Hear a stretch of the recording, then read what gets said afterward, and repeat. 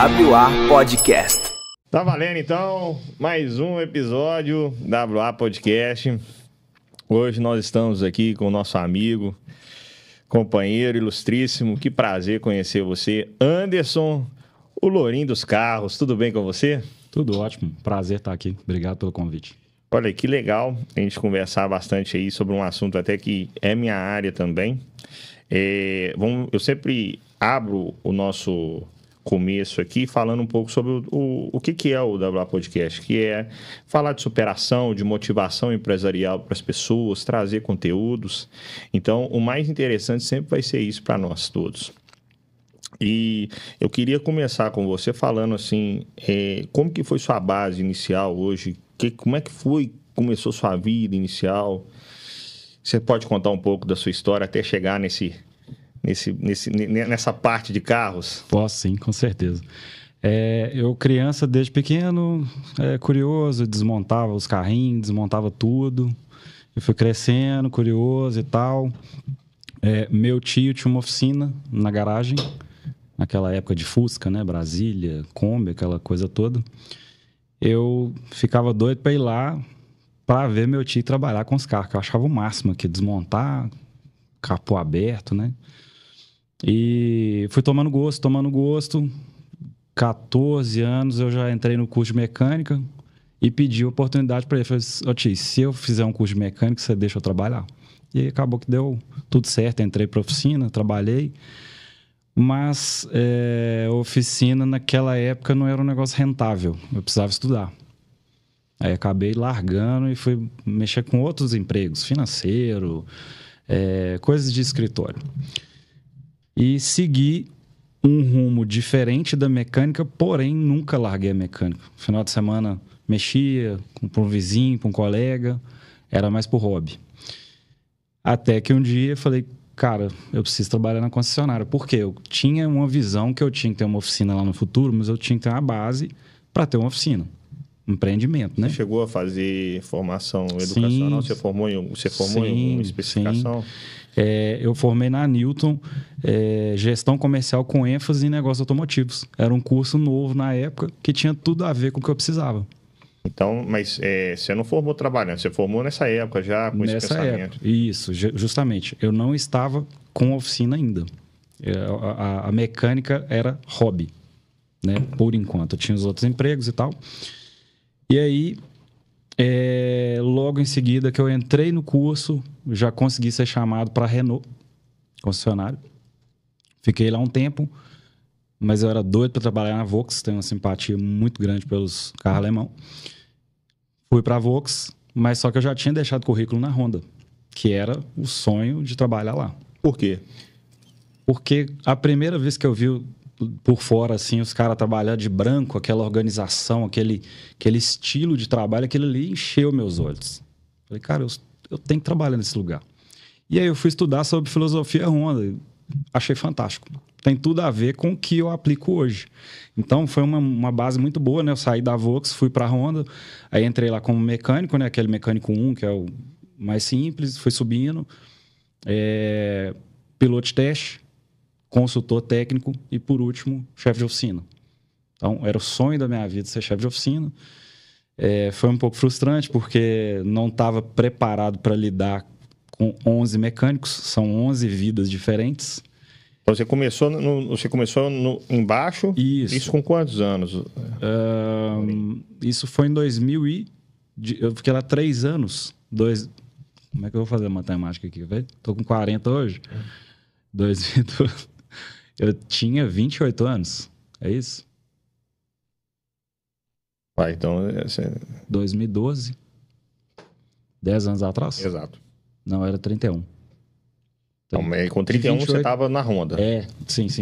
Você fala assim, quando eu entrei na Honda? Exato. Foi 2009. 2009 eu tinha 28 anos. E você começou como um cargo inicial na área mecânica. Exatamente. Tinha a formação, né? Tinha o curso, já tinha uma experiência de uma concessionária, da outra. Aí você sempre vai entrar por baixo ali.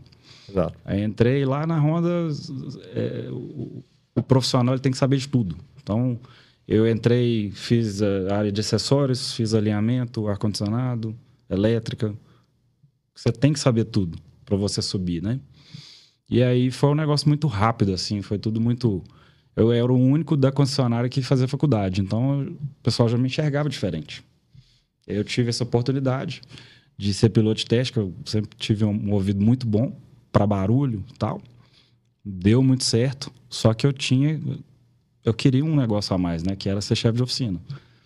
Mas para isso eu fui subindo. Consultor técnico e depois chefe de oficina.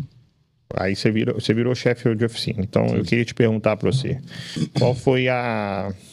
como que foi a estratégia para você chegar lá como profissional?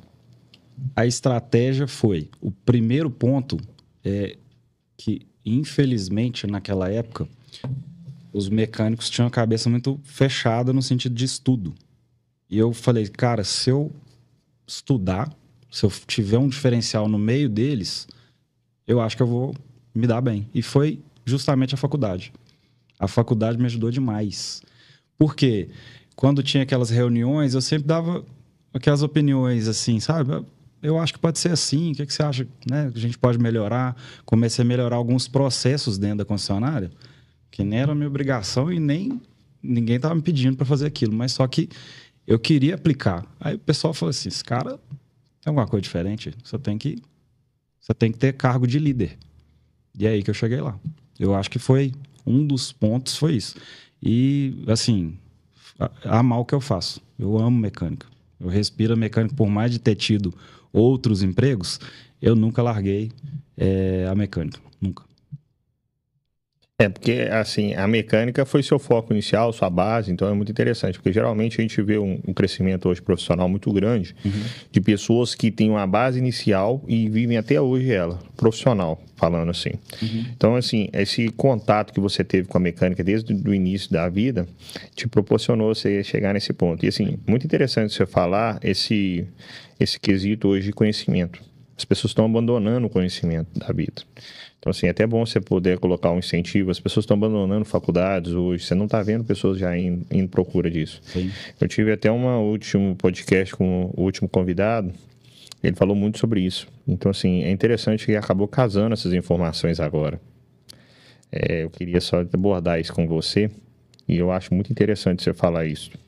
Essa questão do estudo, hoje está tudo muito fácil online. Então, você não vai buscar o presencial. Só que as pessoas não sabem que o presencial é que a informação, pelo menos para mim, eu tenho muita dificuldade de sentar ali e fazer online. Eu gosto presencial. Então, é muito importante que seja procurado o presencial, né? Hoje, pelo menos, a gente tem tido muito mais congressos na minha área. Congressos, feiras, cursos direto. A gente tem que fazer curso demais, tem que estudar muito, porque os carros... A velocidade que a tecnologia chega nos carros, hoje eu posso falar que é um celular ambulante, né? Porque o carro. Porque tem tanta coisa que ele faz ali e você tem que saber mexer com aquelas informações ali. A gente tá os eletrificados aí chegando, os híbridos. Então, se você não estudar, como é que você vai mexer com isso? Aí é o caso do Zé do carburador lá atrás, né? Quando chegou a injeção eletrônica, ele não queria... não, eu... Estou satisfeito aqui com o meu carburador, esse negócio aí não vai vingar, não. E aí o cara, quem não entrou na injeção, tá lá até hoje no carburador, né? Não tá ganhando dinheiro. De jeito nenhum. Infelizmente, falando a realidade. Infelizmente. Você vira chefe, depois você vira chefe. Aí, como que foi depois? Então, foi frustrante, por quê? Eu ontem era colega de trabalho daquele cara ali. A gente tinha o meu elevador do lado dele. Quando eu virei chefe, eu tinha que liderar a equipe, tinha que, né, muita cobrança, números, metas, comissão, estratégia de venda, tudo isso você tem que cobrar. Fato. Então, eu tive muita dificuldade, porque eu já era o cara lourinho, que anda limpinho, fazer faculdade, não gosta muito de sujar, né? Eu amo o que eu faço, mas eu odeio sujar, por incrível que pareça. Eu evito sujar o máximo possível. Então, para aquele cara me aceitar daquele jeito, foi muito complicado. Eu enfrentei muita barreira. Inclusive, quando a primeira oportunidade que teve de parar com aquilo, eu parei. Porque eu falei, pô, eu já sei como é que são os processos, eu acho que chegou a hora de eu montar a oficina para mim. E não foi aquele ano que eu montei ainda. Eu saí, fui convidado para trabalhar na área automotiva, numa outra área, completamente diferente. Trabalhar com rastreador. Então, viajava o Brasil inteiro e tal. Trabalhar viajando, para quem está de fora, é muito bonito, né? Mas para quem está dentro é horrível. Mas aí eu tive certeza que eu tinha que abrir a oficina. Quando foi o gatilho? 2013. Desculpa, 14. Tinha certeza que você tinha que abrir uma oficina? E naquela época, estava meio que em crise. Questão do IPI. Exato. Então, não estava aquele momento muito bom. Só que eu falei, cara, vou ouvir meu coração, eu preciso fazer isso. Eu já tinha uma oficina na garagem de casa. Eu não tinha elevador, mas eu tinha macaco, jacaré, tinha as ferramentas, tinha compressor de ar. Então, eu falei, cara, o máximo que eu vou fazer é continuar mexendo nos carros dos vizinhos, dos primos, dos amigos. Se não der certo, eu volto lá atrás. E aí, assim, eu só fazia os carros aos finais de semana, né? Porque eu trabalhava durante a semana, final de semana, hobby, já agendava tudo, o que eu dava conta. Na hora que eu coloquei, na época, no Facebook, na hora que eu coloquei, estou atendendo agora de segunda a sábado e tal, horário comercial, cara, a agenda ficou entupida. Rapidinho eu tive que comprar um elevador, porque eu não estava aguentando mais trabalhar no chão. Fiz uma mini obra lá em casa para, de fato, virar uma oficina. E aí eu fui comprando ferramenta. Porque ferramenta também é um negócio que você não pode parar de comprar nunca, né? Sempre vai precisar. E aí o negócio foi dando certo, dando certo, dando certo. Começou a ficar pequeno porque era na garagem de casa. Querendo ou não, fica um negócio, você mistura, né? Casa com oficina. Às vezes o cliente queria ir no banheiro, você tinha que levar o cara lá no canto, lá. Um negócio meio desajeitado, sabe? Eu queria que fosse profissional, mas eu não tinha... um capital para fazer isso. Um capital naquela época. Eu falei, cara, eu quero fazer uma reforma aqui, eu quero ter um banheiro e também separar, né? Porque eu sabia que eu estava incomodando minha mãe e minha avó que moravam comigo. Então, decidi fazer uma obra. Mas a obra foi um negócio assim, era para ser desse tamanho, ficou gigante. Porque o nível de exigência é grande. E aí fomos... né? Começa a fazer a obra, deu um monte de coisa errada, parece que até pra você desistir. Mas no final deu tudo certo, a oficina ficou linda, eu criei um negócio diferente aqui em Belo Horizonte, portão fechado, um ambiente aconchegante, bonito, pode receber principalmente mulheres, porque a mulher tem uma certa barreira com a oficina, né? Infelizmente, por causa do histórico, né? Da mecânica. Então eu criei esse ambiente também para as mulheres. Mulher, criança, pode ir que vai ficar à vontade. Nós vamos falar sobre isso, assim, agora nós vamos tocar num assunto, assim, que a gente vai postergar bastante hoje. Uhum. Eu tenho hoje um transportador, como eu tinha falado com você, e eu sinto muitos problemas. O primeiro que eu vou te contar para você é o seguinte: mecânico tem fama de ser furar-olho. Me conta para mim um pouco sobre isso. Então, é um dos motivos... Com todo respeito a todos, viu? Não, pois é. Não, me perdoe. Infelizmente, o mecânico vai roubar a gasolina do seu carro, vai te enganar,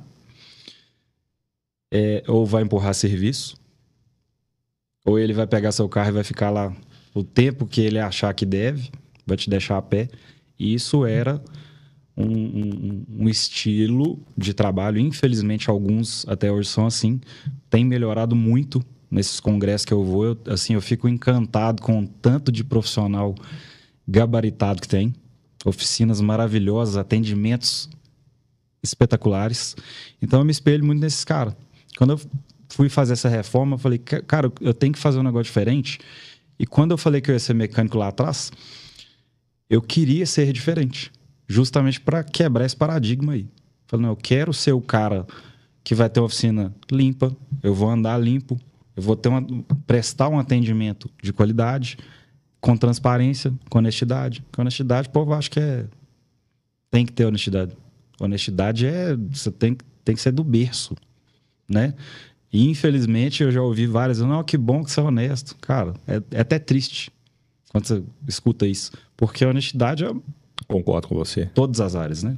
Mas tem o preconceito, infelizmente tem, se é que a gente pode falar que é profissional, né? Tem muitos assim. Como é que faz hoje? Qual estratégia você coloca hoje para dar esse sinal de boa aparência hoje? Né? Não é a palavra boa aparência? Qual seria a palavra que a gente pode dizer? Cara, tem a ver com aparência, sim. Tem a ver. Porque se você tem um uniforme diferente, eu poderia muito bem estar trabalhando com uma camisa de malha, uma bermuda, chinelo. É o que mais tem. Eu vou arrumar o carro do mesmo jeito, não vou? Se eu tiver o conhecimento. Sim. Porém, eu tenho que passar uma segurança de que aquele cara ali tá... Se esse cara tá com essa roupa aí, você trabalha sozinho? Muitas vezes eu já escutei. Você trabalha sozinho? Inclusive, eu tô terminando a revisão aqui agora. Mas você não suja a mão, não? Não, usa luva. Tem coisa que, infelizmente, a gente não consegue usar a luva. Mas por que não trabalhar de luva? Com certeza. A mecânica atual hoje, como é que ela está hoje? Como é que é o mecânico atual hoje? O que é o mecânico atual? Para passar mensagem hoje até para eles mesmo, né? O mecânico atual, como eu disse, tem que estudar. Tem que estudar, tem que estudar. Ponto.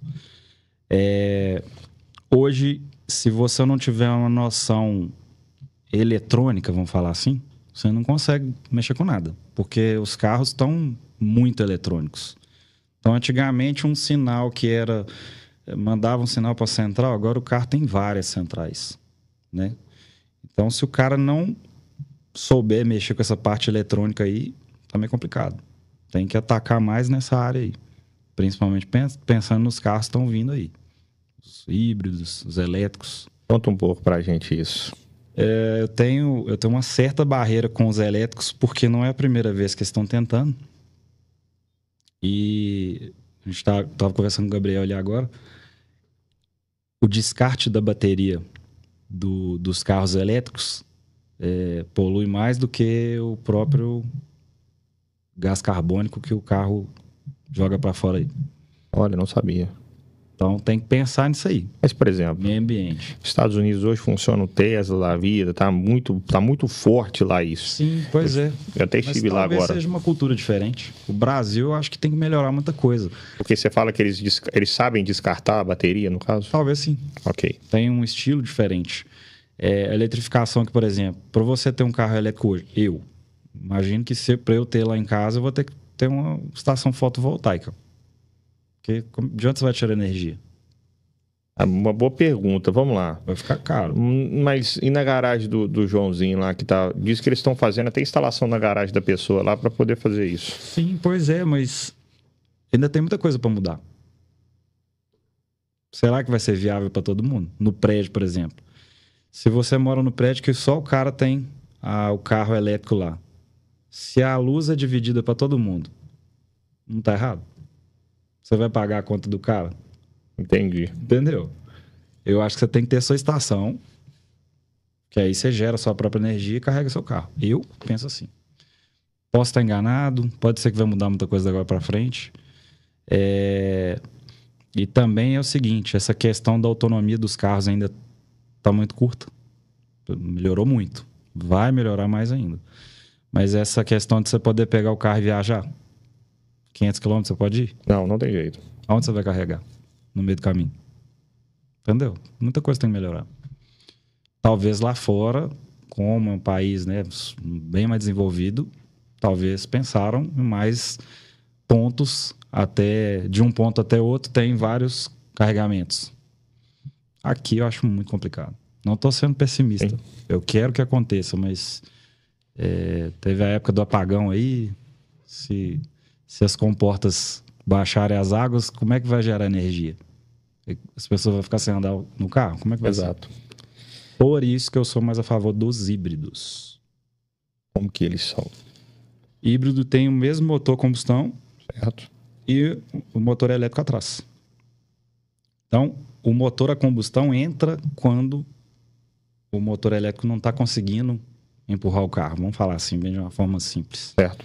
Então, o carro tem um motor elétrico atrás que impulsiona e essa bateria ela é recarregada nas frenagens ou desacelerações, que já está na Fórmula 1 aí há muito tempo.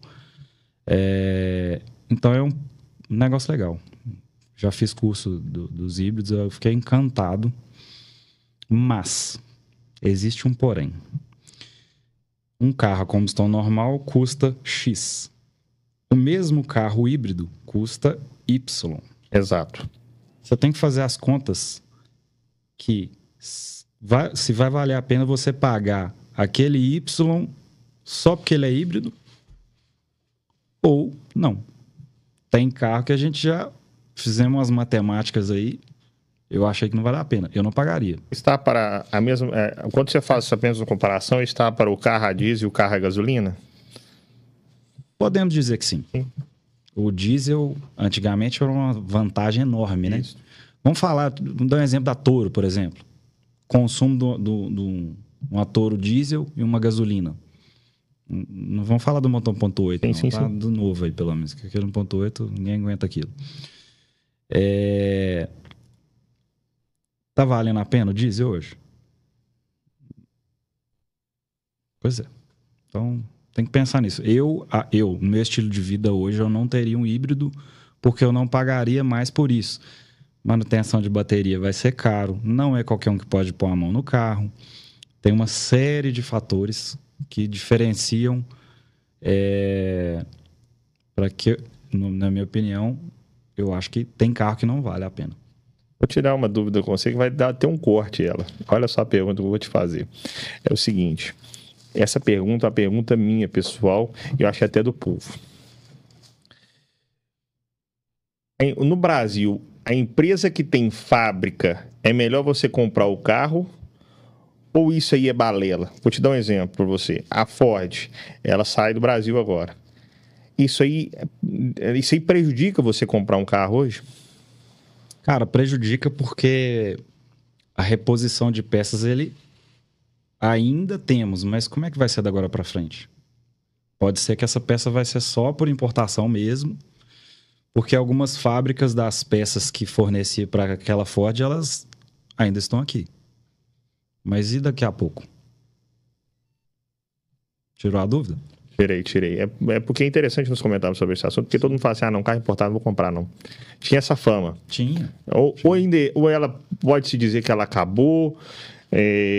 Me explica um pouco sobre isso. Cara, eu acho que tem sim um problema dos importados, que é literalmente a importação de peças.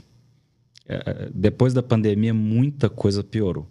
Muita coisa. Como é que foi trabalhar na pandemia? Foi... É bom a gente falar isso aí, tenso, falando isso junto aí, agregando. Eu peguei Covid, fiquei mal. Eu fiquei 2 meses sem entrar um carro na oficina. Fui assim, peguei o carro do fulano, do ciclano, aí fazia todo aquele protocolo. Luva, álcool em gel, isolava o carro. Eu comprei até uma máquina de ozônio na época e entregava o carro higienizado.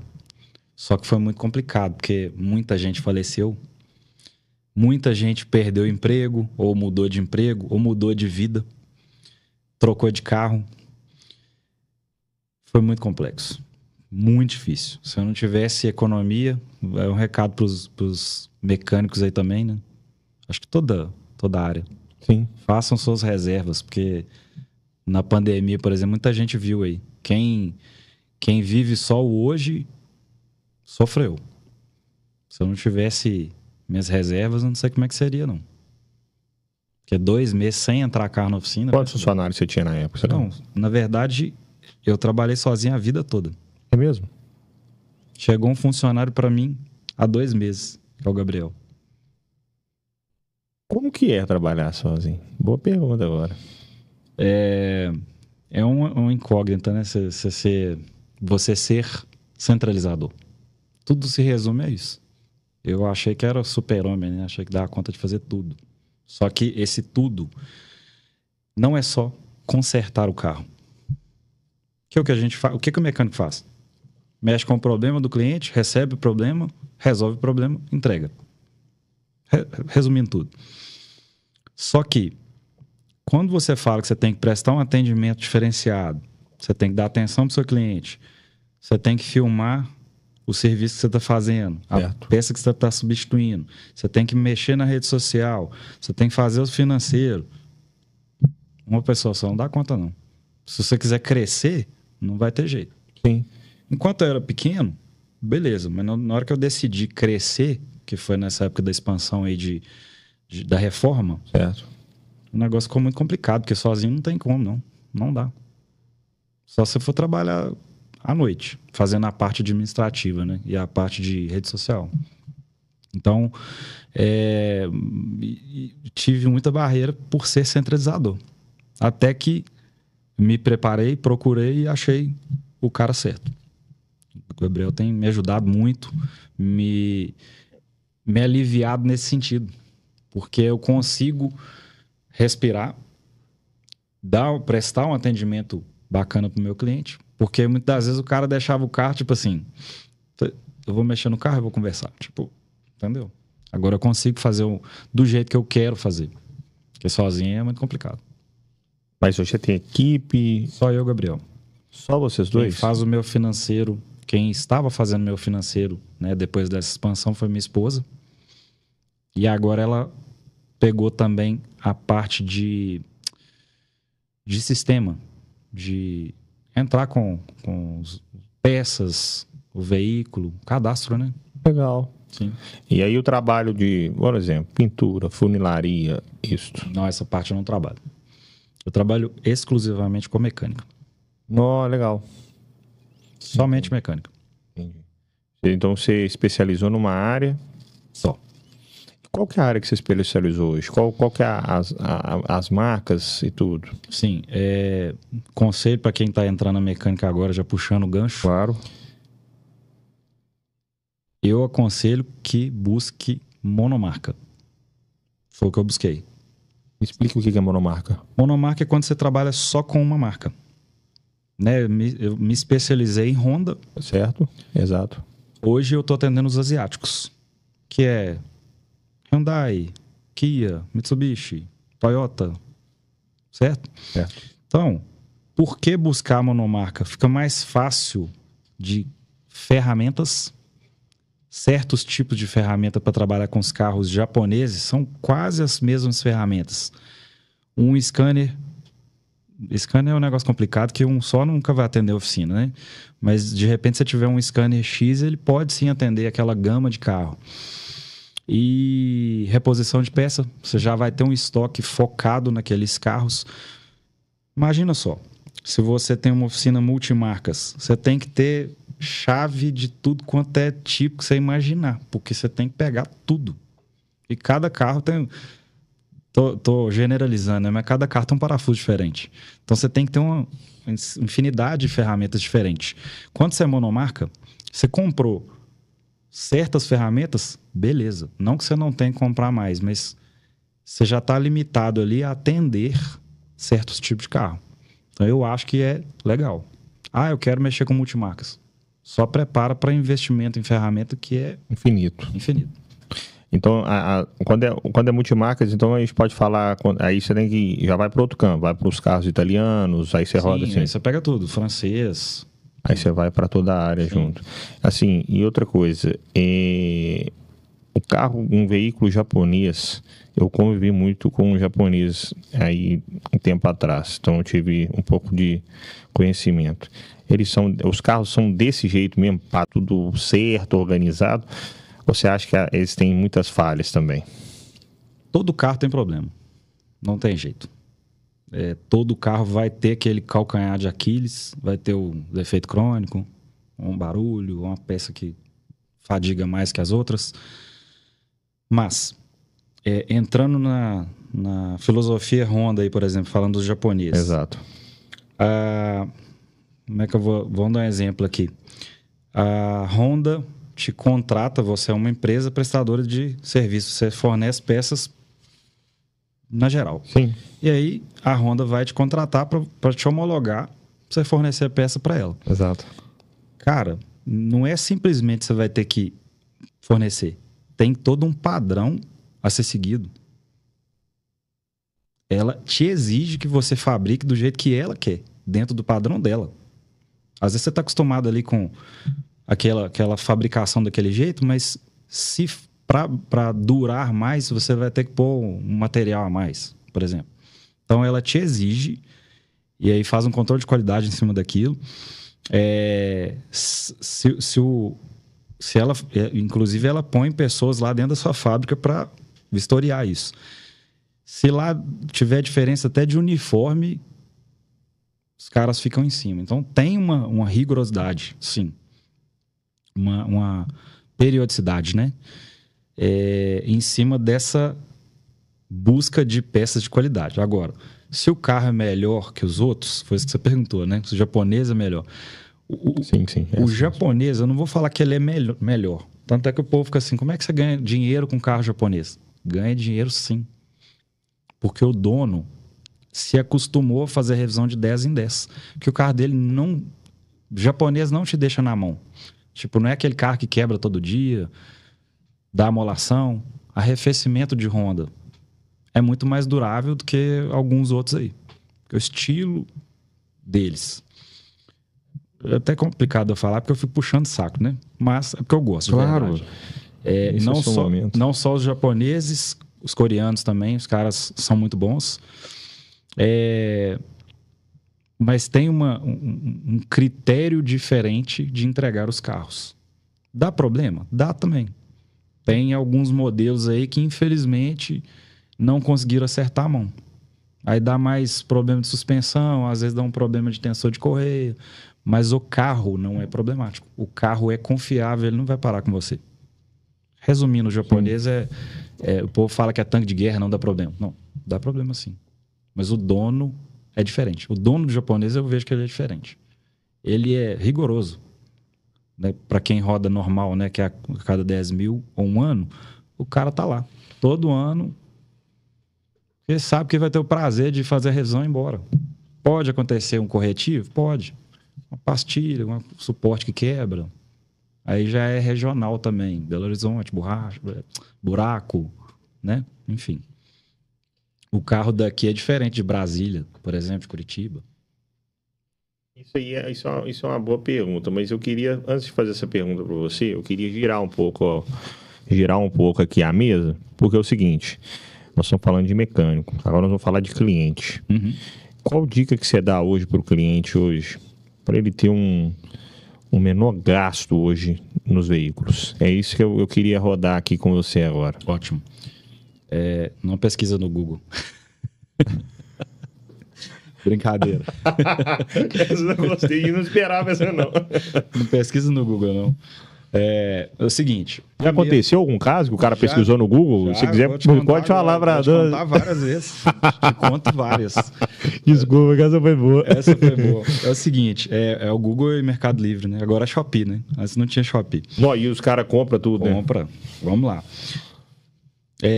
Conselho pro cliente.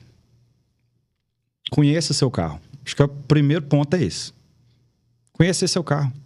Que motor que tem no seu carro, quantas libras que usa no pneu. Beleza. Saber o básico mesmo. Ele não tem que ser mecânico, tem que conhecer o carro. Ter um mecânico de confiança. Isso é primordial.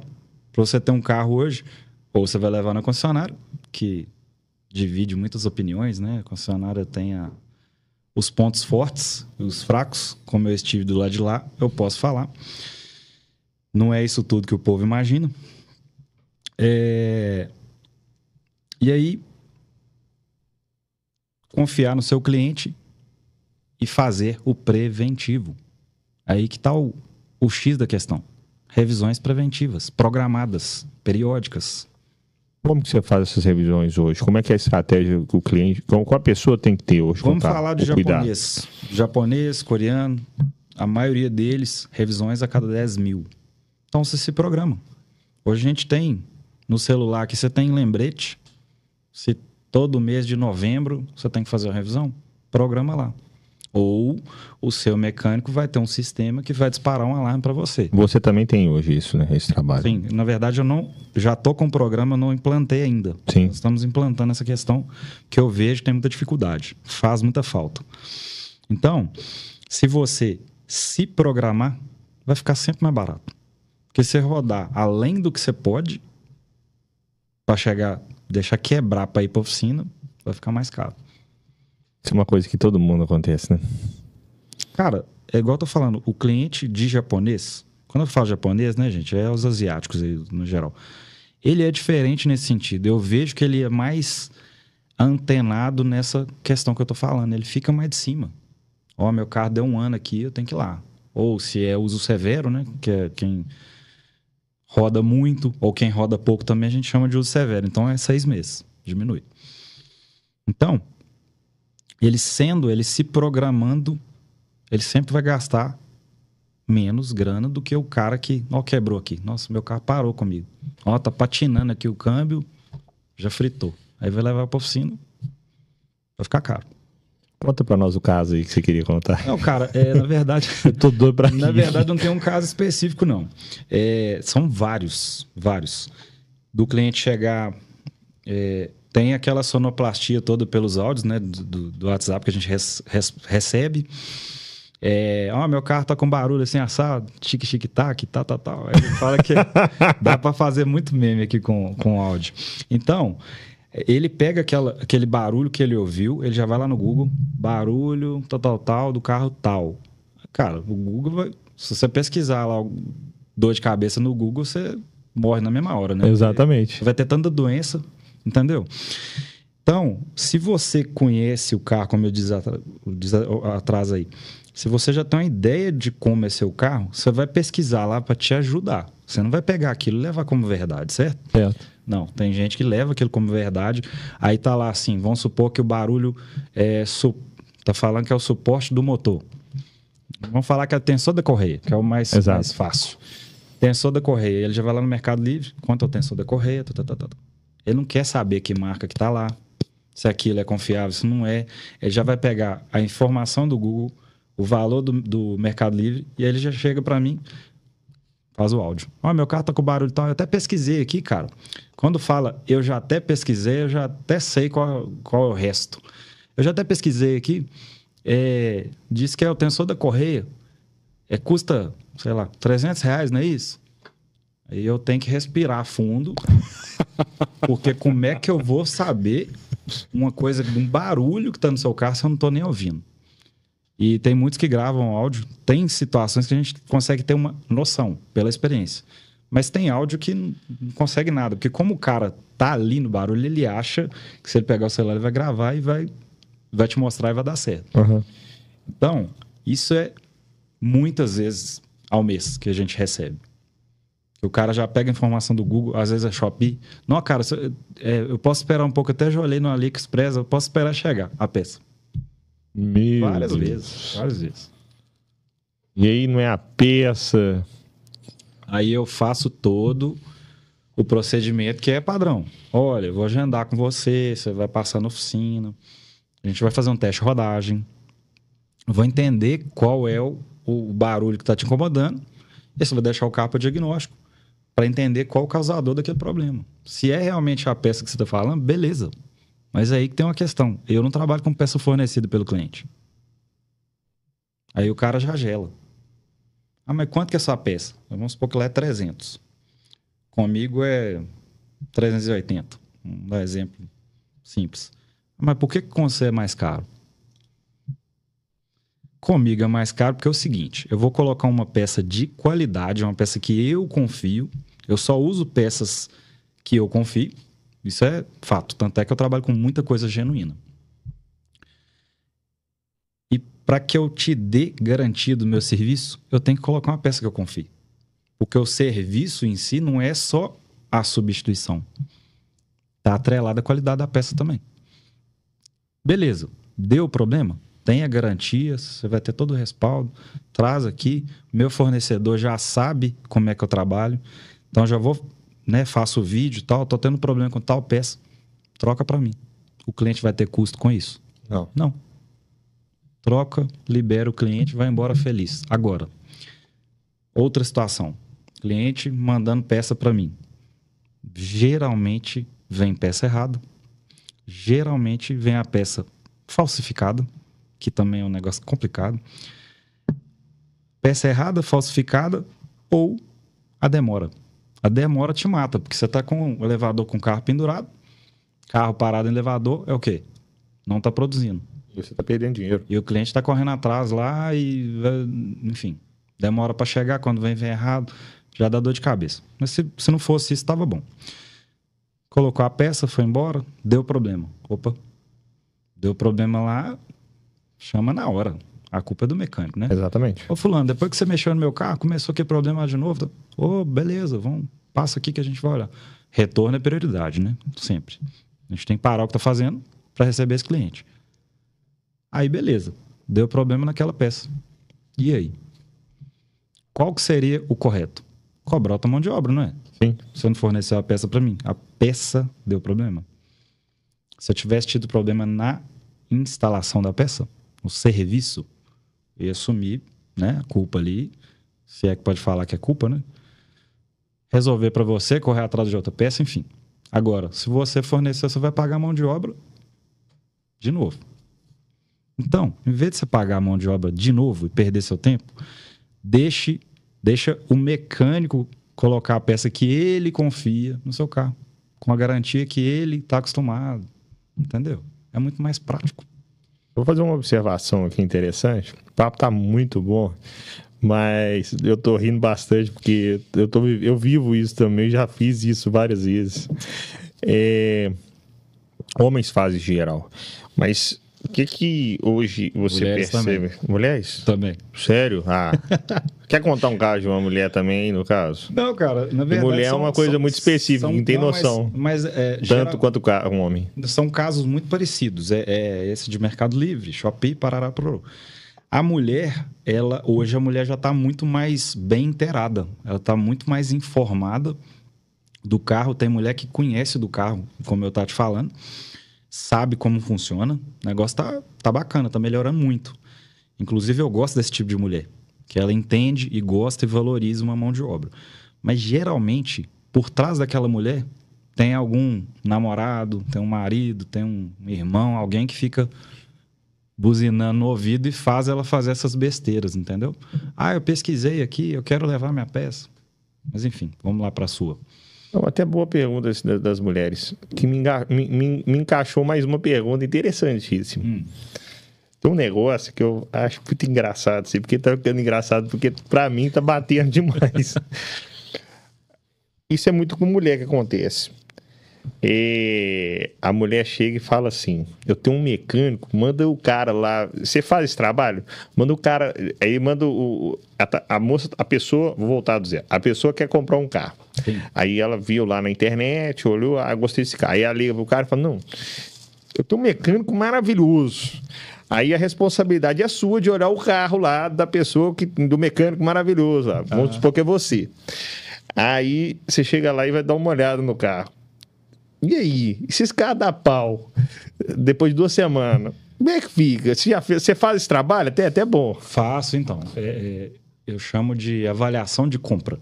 Exato. Estou querendo comprar um carro, já sei qual que é o carro que eu quero, aquele modelo, já achei um, já vi de perto, só que não tem conhecimento para comprar. Então, você vai contratar uma consultoria de compra.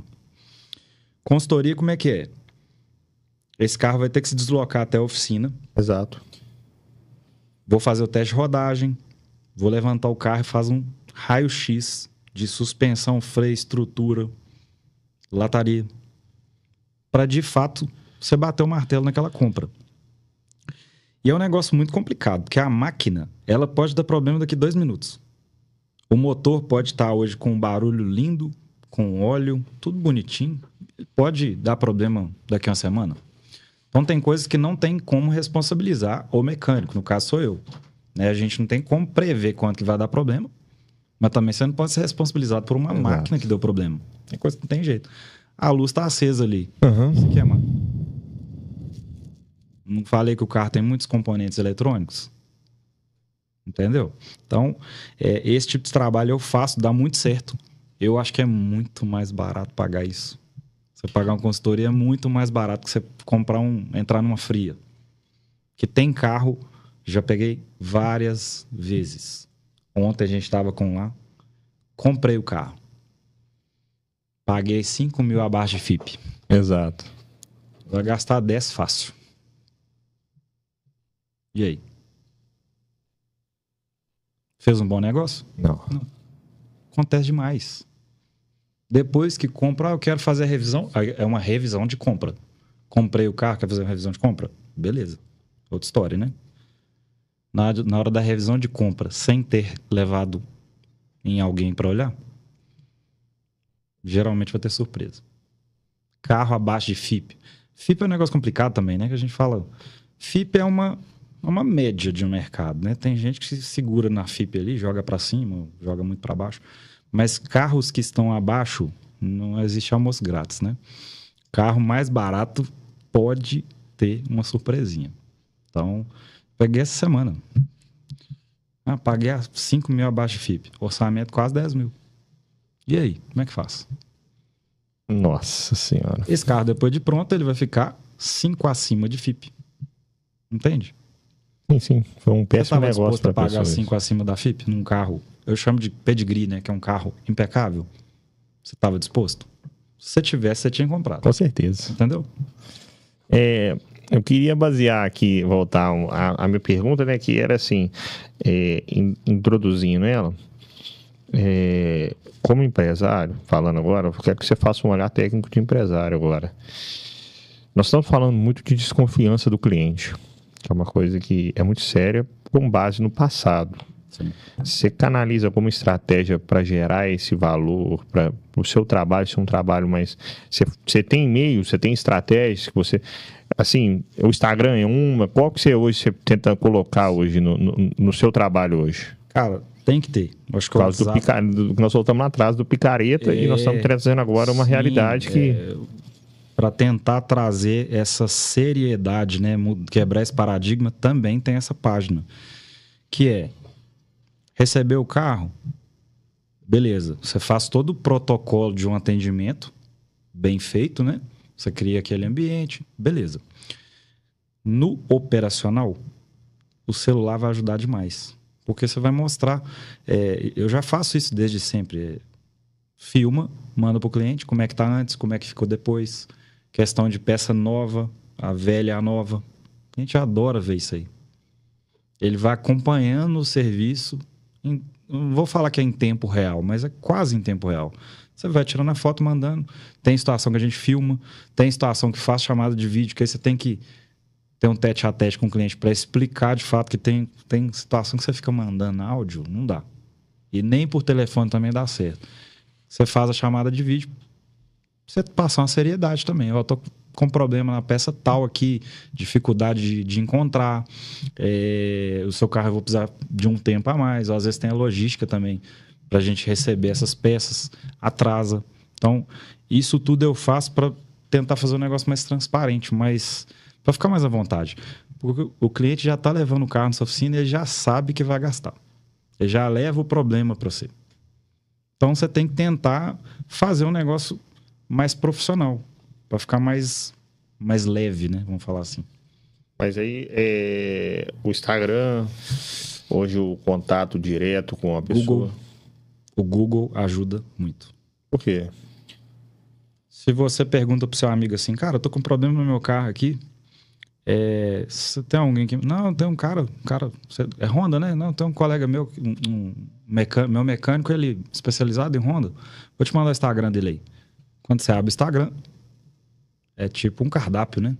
Se você gostou, você vai querer, né? Você vai pedir. Se tiver um negócio meio avacalhado, você já acha estranho. E é onde que todo mundo vai? Google. Vai pesquisar no Google. Olha o Instagram, depois Google. Se o Google, graças a Deus, né, tem feito um bom trabalho e eu tenho ótimos clientes. Eu tenho só 5 estrelas. Eu nunca tive menos de 5. Se você chega lá, pesquisa e tem 5 estrelas, você fala, opa, pode dar start para levar o carro lá. Não é não? É assim que funciona. Então são coisas... As redes sociais, né, estão ligadas aí. Hoje nem tanto o Facebook, mas o Instagram e depois o Google, com uma indicação, eu costumo falar que é 50% do orçamento de autorizado. O digital a gente vai vendo que ele está ficando cada vez mais necessário para uma empresa, né? Sim. Nós estamos falando Indispensável. Nós estamos trazendo duas coisas, né? Que é o conhecimento que você tem que estar toda vez ali desenvolvendo ele, porque nós estamos falando de um processo que é carro, é tecnologia, toda hora está lançando um ou outro, e engaja junto esse digital que ele é bem exigente para o seu trabalho atual, né? Eu já ri aqui tanto aqui já do você. Nós vamos ter que combinar depois de sair para tomar um café aí, porque tá doido. Viu? Tem história demais, nossa. A gente vai ficar aqui 3 horas contando. Porque acaba que o que acontece? Também é muito complicado esse trabalho, porque a pessoa ela já vai, achando, não, eu tenho que pagar barato, acha que o serviço seu é um comércio, né? Você vai ser só o trocador da peça. Ela já sabe tudo que tem que fazer. O que o Google tá falando. Entendeu? E você tem mais casos? Você quer contar mais um pra nós rirmos aqui? Se tiver aí, vou contar pra ele. Essa semana, né? Tá bem à vontade ela. Nossa Senhora. Tá gostoso, né? Tá bacana aí. Esse dessa semana, que é um Gran Vitara, que eu contei agora, tem algum que você lembra? Esse do Gran Vitara, nós já cantamos a pedra. Na hora que o cara deixou o carro, tava agendado, né? A gente não faz esse tipo de serviço. Principalmente que é um carro que ela comprou agora e tal. Aí eu já tinha combinado, eu explico tudo pelo WhatsApp. Aí na hora que o cara ficou assim, ele... será que eu preciso esperar? O orçamento, né? A gente chama de orçamento porque você tem que olhar várias coisas. Não dava para ser na hora. Eu tinha que pôr o scanner no carro, fazer teste de rodagem, um monte de coisa, levantar no elevador, verificar vários itens. Não dá para fazer com o cliente aguardando. Não é um fritar pastel. É uma coisa mais demorada. Na hora que esse cara falou isso, o Gabriel olhou para mim assim, e aí já não deu outra. Não autorizou o serviço, porque ficou muito caro. É os 5 mil abaixo de FIP que eu contei. É um carro da noiva dele. Então, acontece de não autorizar orçamento, sim. Mas, de repente, porque as pessoas imaginavam que uma coisa virou outra, né? Mas, tem algum outro? Nossa, tem tantos, cara. Tem alguma época de sazonalidade no seu trabalho? Tem. Exemplo. Férias. Maior índice. Existia o carnaval... Aliás, vou reformular. Antes de ter carnaval em Belo Horizonte... que teve há muitos anos atrás, né? De uns tempos pra cá, inventaram essa bendita desse carnaval aqui. Uhum. Muito bom, né? Legal demais. Só que é muito ruim pro mecânico. Por quê? Porque todo mundo ia pra praia. No carnaval. Ou viajava pra sítio. Então, janeiro era pico. Agora, o janeiro é um negócio assim. O cara tá só pagando IPVA, IPTU, escola de menino. Ele não prioriza o carro porque ele não vai viajar. Então mudou muito. Então hoje o pico é nas férias. Pico é férias, né? Vai ter julho, né? Julho, agosto. Junho, julho, agosto e final do ano também. Final do ano é sempre esteve no pico. E aí como é que você faz para trabalhar nesse pico? Cara, você vai moldando a sua agenda. Na verdade, eu faço a minha agenda, né? Então, eu moldo a agenda de acordo com a demanda daquele carro. Tem situação que a gente consegue ter a noção. Por exemplo, você já tem... você tem histórico daquele carro. Então, você sabe que... Você já acompanha o carro, sei lá, 5 anos. Você já sabe que, mais ou menos, vai ter numa próxima revisão. Então, aquele carro não vai sair em 2 dias. Ele sai naquele dia. Então, eu já consigo colocar outra coisa junto. Legal esse histórico de dados. Sim.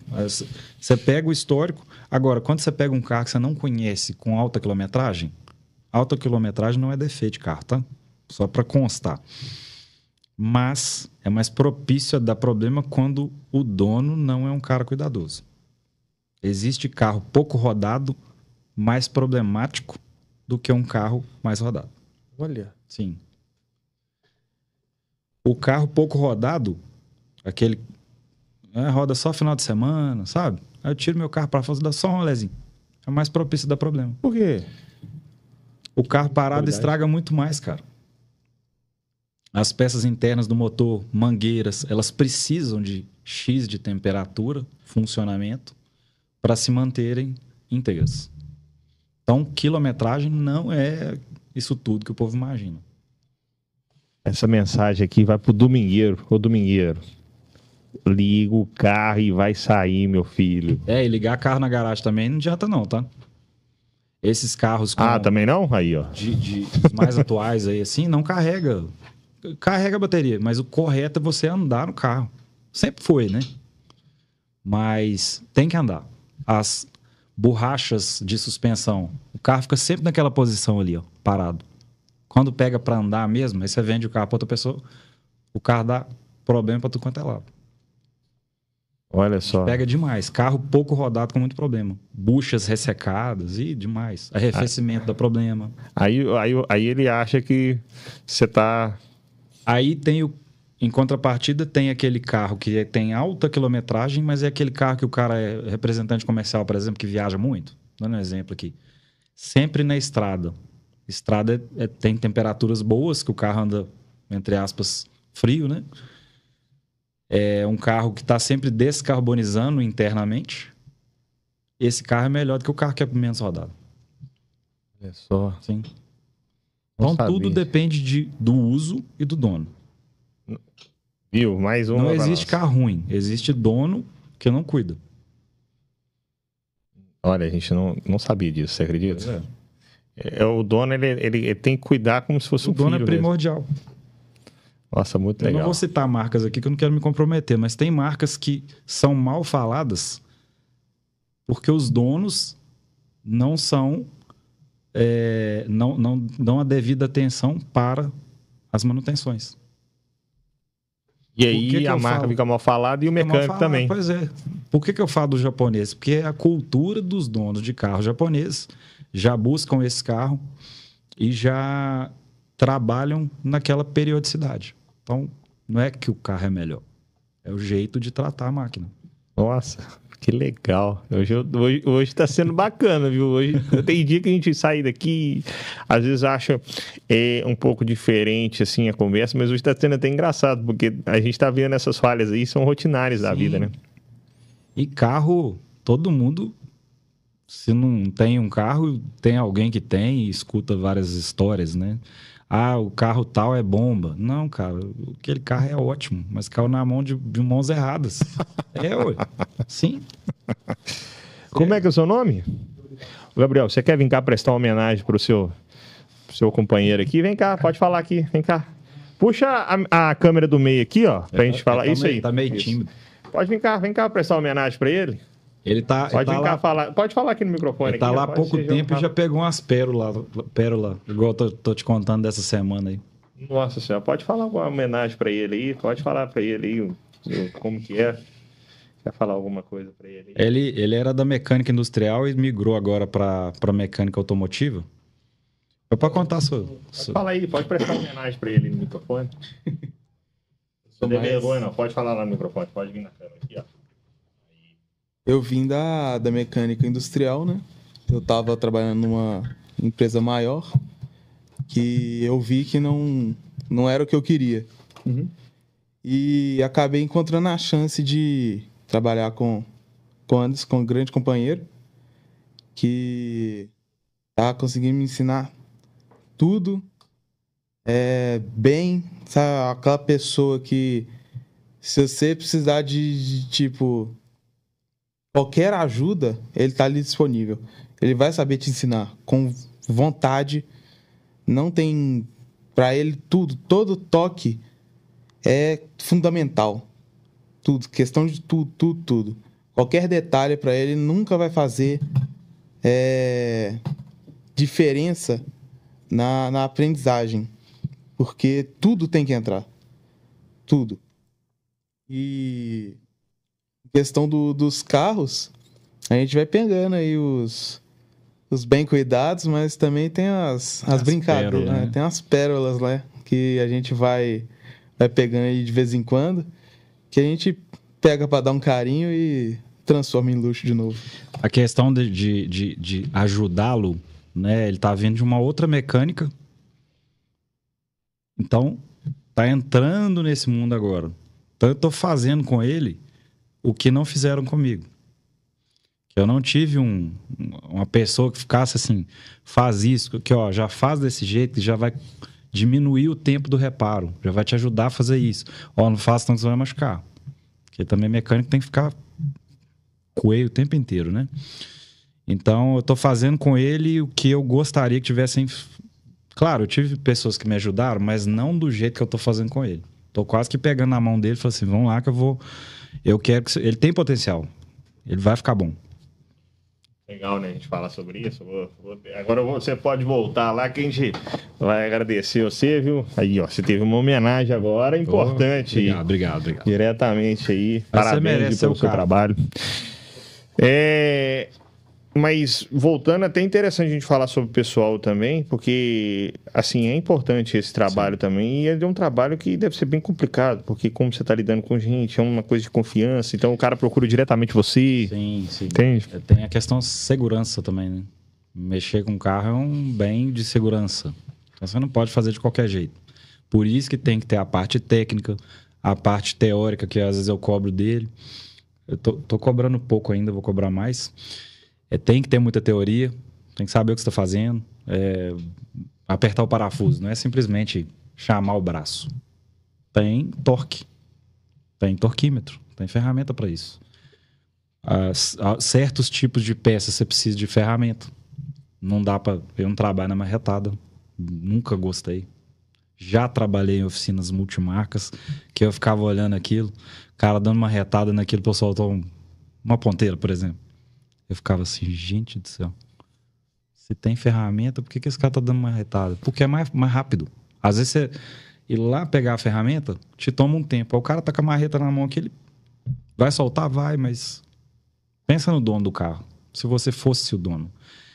Tudo que eu faço em qualquer carro, desde a primeira vez que eu abri um capô para mexer no carro de cliente, sempre, eu faço como se fosse meu, como se fosse para mim. Tanto é que eu já tive várias oportunidades de comprar carros de cliente. Imagina se eu tivesse feito mal feito, com má vontade, colocado peça ruim. Isso ia voltar para mim.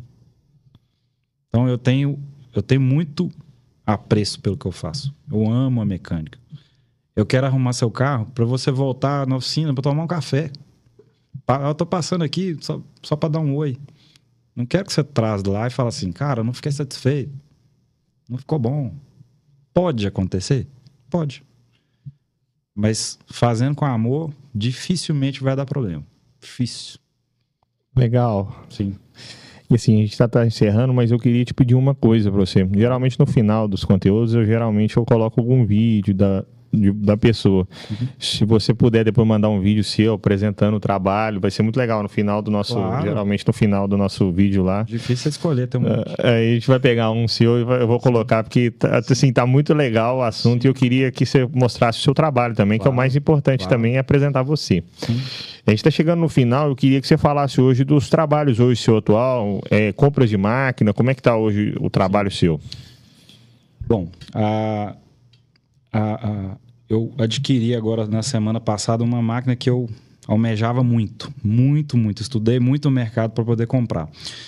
É uma retificadora de discos de freio. Mas por que retificar o disco de freio? Muitas vezes, os materiais de disco de freio já não são os mesmos de antigamente. Antigamente, para você empenar um disco era difícil. Hoje, se você chegou para lavar o carro, dependendo se estiver quente, empena o disco. Certo? E aí, em vez de você trocar aquela peça, o custo de troca é alto. Você vai lá, a máquina acopla no cubo, ela vai fazer o giro, ela faz a leitura de empeno, né? E aí você vai facear aquele disco de acordo com as medidas que a máquina tem. Por que é mais vantagem? Porque às vezes se você tiver, vamos dar um exemplo, uma Mercedes da vida, uma BMW, que são carros com freios caros, uma Land Rover, tem disco de freio que custa R$5.000. Certo. Em vez de você comprar um de R$5.000, você vai gastar, vou dar um exemplo aqui, tá? Que cada caso é um caso, mas R$500 para fazer uma retífica não é mais viável. Então, é mais para pegar essas situações. O disco ele tem uma faixa mínima de desgaste e vai dando aquela borda, você já viu? Uma bordinha. Você consegue também tirar aquela borda, não é só porque está empenado. Às vezes você consegue facear, tirar aquela bordinha, se tiver dentro da faixa mínima especificada pelo fabricante. Então, é um serviço, é como se você estivesse comprando um disco novo. E outra vantagem, nesse sentido, de ser a peça original, genuína. Em vez de você colocar um paralelo, que muitas vezes não acha, às vezes não tem disponível, você faz o faceamento no seu, fica zero. Essa máquina foi a que eu comprei. Deixa eu ver. Foi 2018, eu comprei uma máquina de troca de fluido do câmbio. Infelizmente, a gente não abordou muito sobre isso, que é um assunto muito bacana. Tem muito paradigma dentro disso. O que seria? Trocar o óleo de câmbio. Muita gente acha que não precisa. Agora que estão desmistificando isso, os manuais estão vindo falando que troca, porque antigamente falavam que não trocava. Lá fora é uma situação diferente daqui. Os manuais geralmente são de lá. Brasil, tropical, quente, frio, trânsito pesado, muita fadiga. Vai sofrer. Se não trocar o óleo. Mais uma pergunta. Carro no mar, ele atrapalha também ou não? Oxidação de peça, sim. Com certeza. Carro, a gente chama de carro beira de mar, né? Carro litorâneo. Então, hoje, serviços que eu executo. Retífica de disco, troca de óleo de câmbio, multimarcas. Esses 2 serviços são para multimarcas, ok? Avaliação de compra. E a mecânica em geral. Mecânica, revisões, suspensão, freio, enfim. Nossa, muito legal a gente conversar sobre isso em geral, né? E eu queria fechar, geralmente a gente fecha com um bate-bola, né? No finalzinho aqui. Eu queria marcar depois de voltar com você, porque nós temos muito assunto, viu? Cara, para falar de mecânica, tem tanta coisa para abordar, mas tanta coisa. E assim, para mim é um prazer poder passar essas coisas, que eu fico brincando que às vezes o negócio é tão simples para mim, mas é simples porque eu tô dentro desse mundo. Mas tem quem tá de fora precisa saber de tantos toques, né, para não ser enganado. Eu tenho um vídeo no meu Instagram que meu pai levou o carro para trocar um pneu e eles inventaram lá que a suspensão estava ruim. Enfim, os caras, né, na hora de colocar a roda para fazer o balanceamento, eles estão colocando um pedacinho de lixa ou algum pedacinho de chumbo. Quando você acopla, a roda vai ficar parecendo que está empenada. E aí a pessoa fala, não, mas a roda está empenada? Meu Deus, quem não tem conhecimento, quem não tem alguém conhecido também, né, para poder ajudar nessa informação, cai nesse conto do vigário aí. Aí paga o desempenho de roda, enfim. Nossa, é muita coisa. Se deixar aqui, nós vamos falando aqui até mais não. Aqui horas. E nós temos que fechar. Mas foi muito bom. Foi muito bom. Muito obrigado por você ter vindo. Agradeço. Eu vou fazer um bate-bola aqui. Eu vou falar uma palavra, você fala sempre no final. Todo convidado tem que preparar para esse desafio, viu? Então, eu quero que você bata no final aí. Se qualquer coisa, você ajuda ele, viu? Vamos lá. Carros.